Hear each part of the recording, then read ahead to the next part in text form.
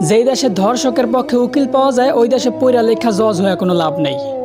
মুসলমানদের দেশে নেতা হইয়া যদি আলেমদেরকেই বন্দি করে রাখতে হয়, ওই দেশের রাজনীতি করে নেতা হইলে জনগণের জন্য কোনো ফায়দা নেই।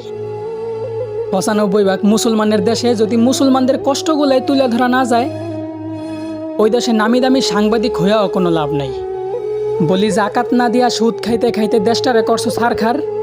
এখন সূর্যের তাপ গায়ে লাগে, তাই তোমাদের বৃষ্টির দরকার। আলেমদেরকে বন্দি করে আবার আলেমদের মাধ্যমে আল্লাহর কাছে বৃষ্টি কামনা করলা।